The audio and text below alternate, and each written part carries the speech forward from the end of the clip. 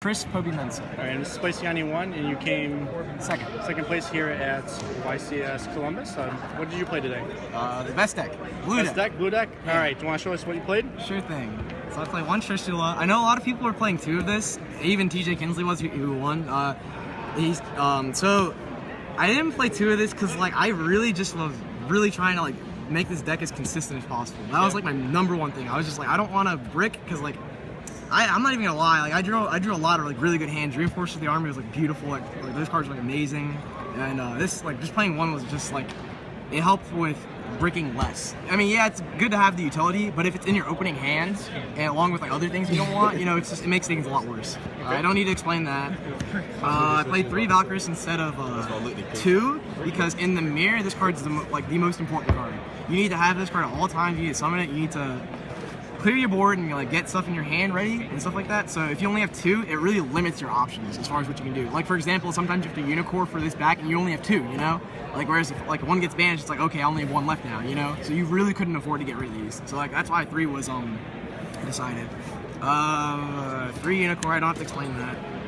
2 Colossus, I guess. I thought 2 is just the right number, just in case if you Jinlock someone, you still have this in your deck. So if you ever have to send you have this to search for. So. It's also really nice to have as many short targets as possible because late game it kind of gets a little rough, Yeah. 1 Gungnir. Okay, so my friend Patrick right here, we were discussing last night. We were talking about whether we were gonna play Decisive Armor or Gungnir, right? We were gonna play Decisive Armor as a way to get around towers because we knew Klee was gonna be really heavily represented. It's good against Shadalls, which we actually expected to play a bit of, even though I only played 1 all both days. Wow. But we decided this card because I discussed this with them, and I was saying this card's so much better versus Dolls, whereas you can put a Bryanek on the board and then they can't kill it, and you can't even Mind Curse this card because you could just change it, stuff like that. So if you summon this versus Klee, you can really dictate the pace of the game by blowing up stuff, which honestly I was expecting to play against way more rogue stuff than nekroz, but I was expecting to play a lot more nekroz more towards the end if I was undefeated or something like that. Did you play a lot of Klee this weekend? I played 3. I played Benedict's in top 4. I played Benedict in top 4. I played against 2 in Swiss. One of them I lost to when I was 6-0, I think. Yeah, 6-0 day 1. And then another one I beat, I think, round 3 or something like that. Unfortunately, this card didn't really come up too much when I did that, but it was still, I still don't regret playing it at all. I don't need to explain this at all. This, I know some people want to play less, but if you play less, your hands just aren't as good as often. So you complain about the times where you draw 3 Jews, but you complain even more if you draw no Jews. It's even way worse, and that's the consistency thing I was talking about earlier. So 2 Shred. This is just a staple number because you need 2 in your hand to summon to use for cycles, technically speaking, and 2 in the graveyard for mirror. So it's the perfect number. This card's degenerate, and I don't see why not play it. Yeah. There's another degenerate card I'm actually not playing, but that's besides the point. 1 Bullblader. This card's way better than DD Warrior Lady because basically this card's better against Rogue, whereas you can run over stuff and the monster doesn't go. You keep it, and because you get to keep it, you can kill. For example, if you're playing against Dolls or something, you could attack a Shekinah and it gets rid of it, but you keep the monster. So if they have to go through whatever to get rid of it. And another thing is obviously if you're playing in the mirror and they Jinlock you can summon it, kill their Jin dude, and you can use it as rank 4 fodder as well. So keeping it on the field is definitely very, very that's the biggest thing. Played 2 Effective and 2 Maxi. I just wanted to have a main deck that was more focused towards the mirror because winning game 1 in the mirror is way more important than winning game 1 against Floodgate decks. Yep. That's just the honest truth. If you lose game 1 to a Floodgate deck, you have there's so many cards we're siding against the Floodgate decks to make it where it's so much in our favor just in general. And these cards are so important because winning game 1 in the mirror, it really dictates what happens the next game. So if they have Naxi or Shade Ride and you don't, or they have a Jew and you commit to a play and they bait you, you can just be in a way worse position. And those cards are so important. This is the perfect number. I don't think playing 7 is necessary. It's just you end up having more cards for less things. These are for the 2 Unicore, these are for the Shred, these are for Shred. Technically speaking, you don't always use them for that purpose. However, that's what their main thing is to do. This card is MVP of the day. This card, yeah, the consistency thing. However, I'm not playing Upstart Goblin. So yeah, this card grab Bullblader against Rogue. You can grab Shurret and Colossus. Now, you open up like 2 of these in like one of the like a cycle or a mirror. You can literally have a Necroz play for the mirror. You can make summon Valak and Colossus as an end result and clear your board. And obviously, this is the Jin out thing as well. So I'm not gonna explain why I play that. These are my 2 spell Jin outs. This card is just amazing against Rogue, and this is amazing in the mirror. I wanted this against the mirror, and I wanted to play 2 so badly, but this was like my gut was just like, Raigeki's just like such a good card. It has to be played, it just has to be. It's so good. It's just like literally like making a play and being able to like blow their entire board and continue to do things. It's like so important, and it's one of those another one of those degenerate card kind of things. And 2 MSTs. I didn't play Vanity's Emptiness at all. Did you side it? Because I know a lot of people sided just the like gentleman agreement, sided out. Yeah, unfortunately, every time someone gentlemaned, I literally told them to do whatever they wanted because I did not want them to know I didn't play Emptiness. You don't want to know that, yeah. And I couldn't side it out because it wasn't in my deck. Yeah. So But the 2 MSTs, this was gonna be Forbidden Lance, but like this card, we were just like Forbidden Lance kind of doesn't really work well against Mistake, obviously. But Lance is also good in the mirror, so it's kind of got its own like different things that it has uses for. Whereas like this card, if they're playing Scolding or something, you can use it on that. I've MST Scoldings before during Swiss on day 1, so that was really good. So side deck, extra deck. The 12, it doesn't matter. Star Eater's only level 11. This, I actually Synchro Summoned this and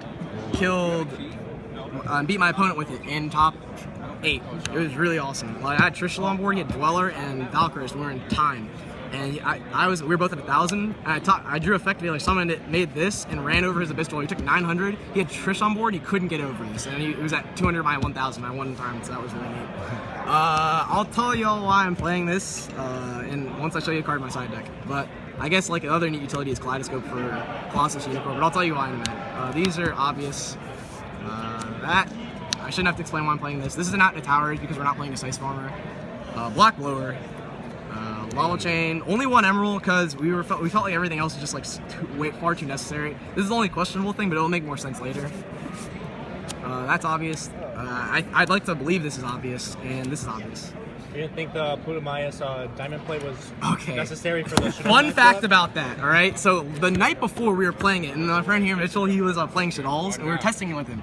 Every single time we summoned Diamond, he had some out for it. It didn't matter, like, every time. It was like Darkhold, Raigeki, or like Mind Control, like summon BLS, Mind Control. Wow. So like and some of them play Breakthrough Skill, and I was just like, what's the point? I was literally just like, it's not even worth it because you end up like wasting all this stuff just to do that. Why not just keep the cards and like knock away stuff, There's 2 extra spots in there, so let's figure that out. Yeah. So side deck, I played this. I think this should have been Dance Princess, but we were hearing rumors of people playing Secret Village of the Spellcaster in the Nekroz mirror, so I did not want to lose to that just because I had no access to this. Yeah, Patrick and a bunch of them played Secret Village in the side, and then exactly. So I did not want to fold to that for no reason. So I definitely wanted to play this card. Like I never drew it. I sent it to the graveyard once when I got Crush Card Virus and banished it for a mirror, but for a ritual spell. But other than that, I did not use it all day. So it didn't really matter, I guess. This card's broken. Like, you can literally do anything, and they can't do anything to you. That's like what the card does. So this is why I play Black Rose Dragon. This card was really good versus I sided in against your Senjus and Klee. And the times I had it versus Klee, they would go Scout, and I'd just be like, no. And then they would not see it coming. They wouldn't expect it. It'd ruin their hand, like more than half the time. And this is a tuner, so you can make that. So pretty much like any time that you have a Unicorn on board or anything, any level 4 on board, and they're not expecting their whole board to go away, you can just summon this, right? And another thing is like you don't shout Erica out, you're scum. I hate you. So yeah, you can make this and blow the block, which is obviously really good. And then you could force them to do a play. You can use Ghost Ogre and Snow Rabbit on the field, which is really good against like lose a turn. Yeah. So you can like bait them into doing something, etc. These cards are really good. I mean, they're like just great standalone monsters against Rogue in general. It doesn't even matter. Like, I was playing against your Senjus, and he was surprised the side of his hands because they never have dudes on the board, but like, honestly, like, these cards are just amazing. The one Senju player I played against, he was like, yeah, I'm playing Burning Abyss. Obviously, he's lying. He goes first.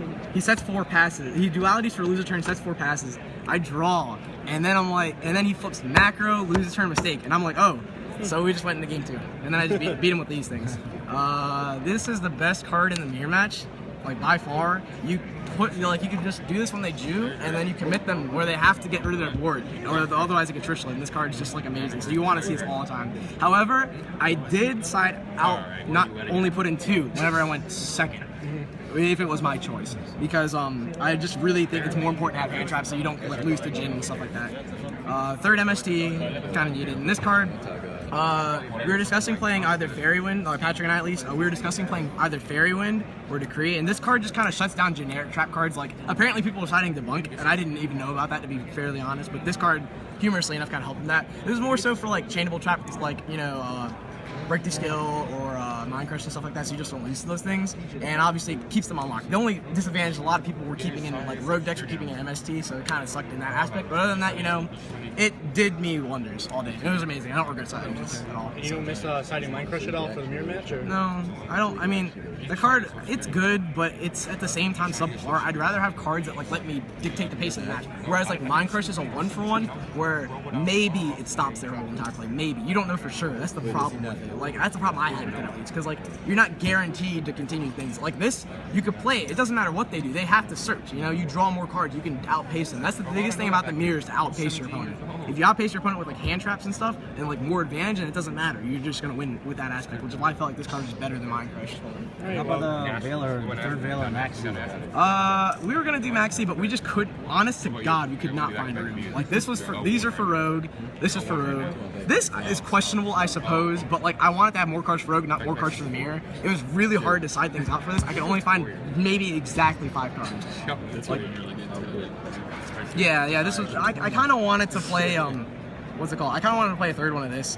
I don't know. I kind of do regret not siding Emptiness though. I think I should have played Emptiness, but you know the reason behind it was because we were walking around asking a lot of Nekroz players. All of them were like, yeah, like, do you main MST? Yeah. Do you main MST? Yeah. Do you main MST? Yeah. Okay, I don't want to flip Emptiness, commit to something about, and they MST my Emptiness, and I was lose because of it. However, that is the reason that I'm not main decking. I probably should have sided it. So I have the option, you know, and then, you know, maybe like not play these, because I mean they were good, don't get me wrong, but like it was kind of sort of subpar. Maybe like a third Royal Decree and a what's it called? What was the card I was just talking about? Fairy Wind? Not Fairy Wind. The card I was literally just talking about. Emptiness. Yeah. Okay, so third Decree and Emptiness, probably what I would have done differently, and maybe this would be Dance Princess instead, just because it's actually useful in the mirror. Like this card is just good. I also played this instead of Dance Princess out the Secret Village, and so I could, you know, do stuff when Shadal's did the Water Fusion. However, I only played against one Shadal both days, so yeah. That's crazy. Another thing, did you ever get mistaked in the mirror match? No, but I heard that was a thing, but no one did it to me, so I'm fine. Any more questions? He's good. Alright, well, thank you very much for the deck profile. Any shoutouts to anyone? Patrick James, he's my deck building partner. He topped YC Chicago. Tyree Tinsley for, you know, wanting to fly, but he didn't.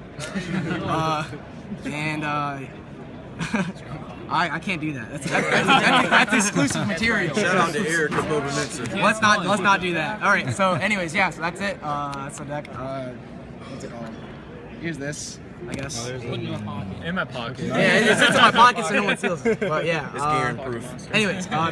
All right, thank you. I appreciate it. No problem.